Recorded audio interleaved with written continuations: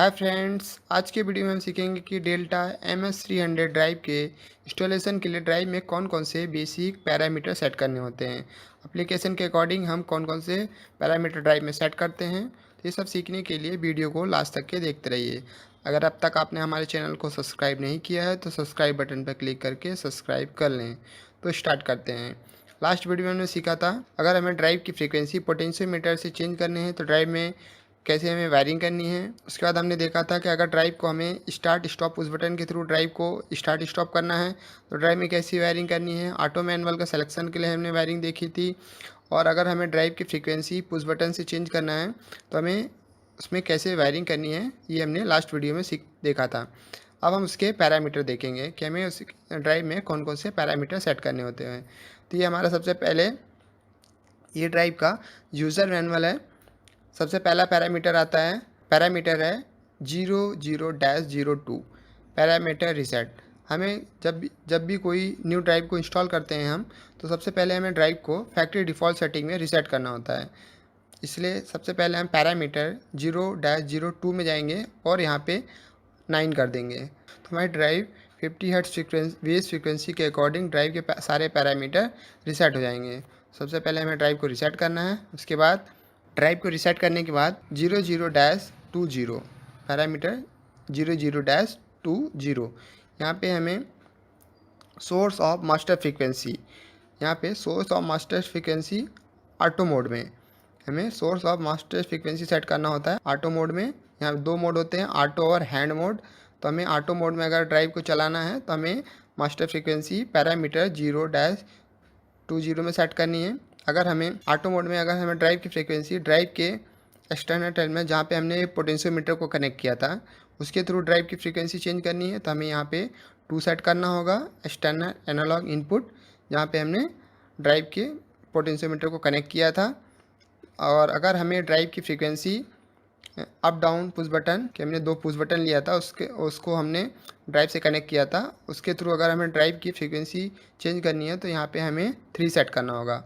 Potentiometer के लिए 2 और अगर हमें ड्राइव की फ्रीक्वेंसी पुश बटन से चेंज करनी है तो यहाँ पे 3 सेलेक्ट करना होगा। तो ये हो गया हमारा फ्रीक्वेंसी का सिलेक्शन। उसके बाद आता है parameter 00-21 auto mode operation run operation. यहाँ पे जब हम ड्राइव को ऑटो मोड में कैसे रन करना है तो ये हमें पैरामीटर 0-21 में सेट करना होता है। अगर हमें ड्राइव को डिजिटल इनपुट के थ्रू स्टार्ट स्टॉप करना है तो हमें यहाँ पे एक्सटर्नल टर्मिनल सेट करना होगा।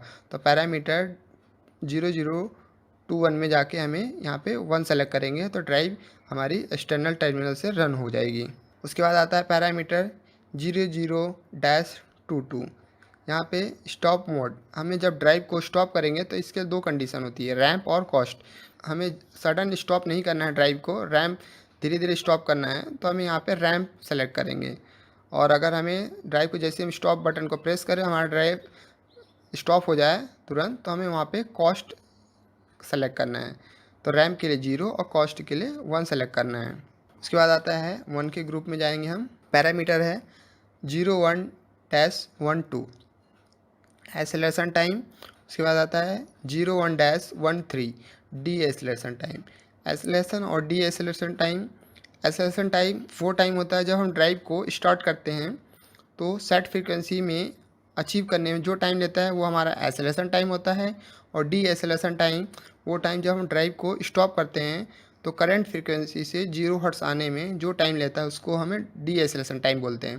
तो हम एप्लीकेशन के अकॉर्डिंग मशीन के एप्लीकेशन के अकॉर्डिंग हमें एक्सेलरेशन और डी एक्सेलरेशन टाइम सेट करना होता है। एक्सेलरेशन और डी एक्सेलरेशन टाइम सेट करने के बाद अब पैरामीटर आता है, हम 2 ग्रुप में जाएंगे।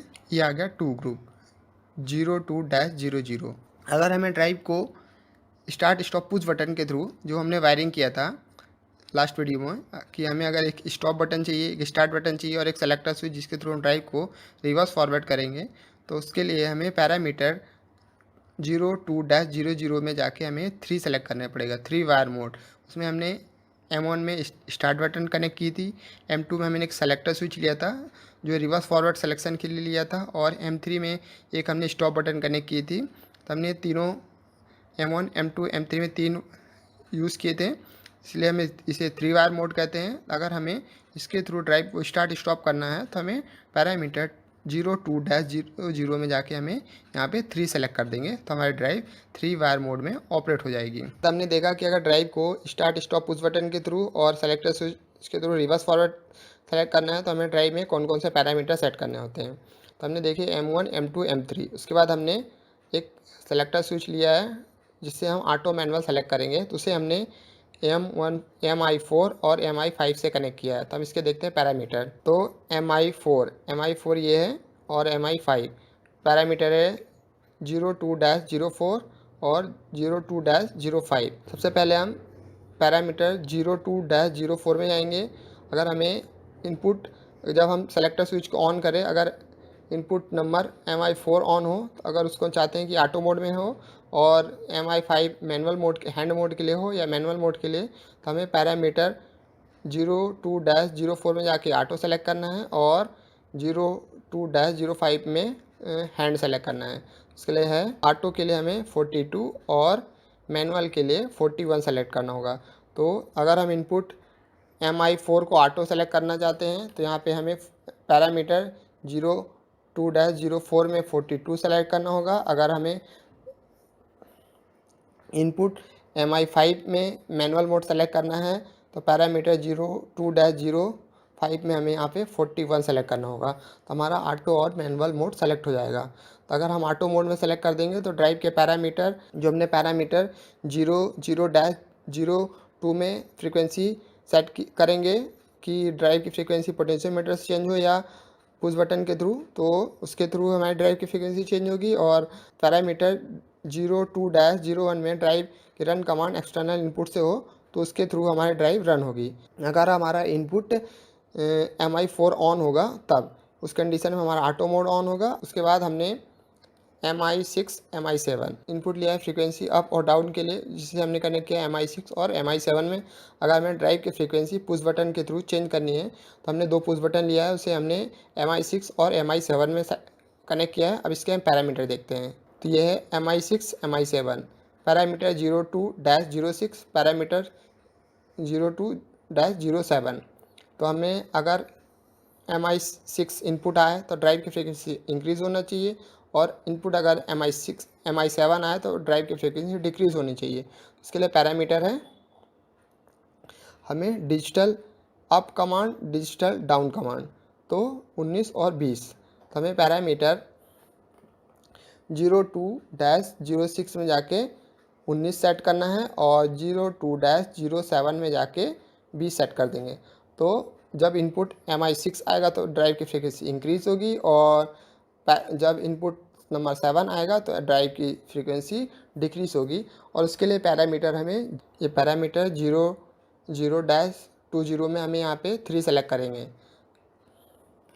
अगर हम पैरामीटर 00-20 में 3 सेलेक्ट कर देंगे तो ड्राइव की फ्रीक्वेंसी पुश बटन के थ्रू अप और डाउन होगी। इस तरह से ड्राइव को स्टार्ट स्टॉप करने के लिए ड्राइव में हमें बेसिक पैरामीटर सेट करने होते हैं।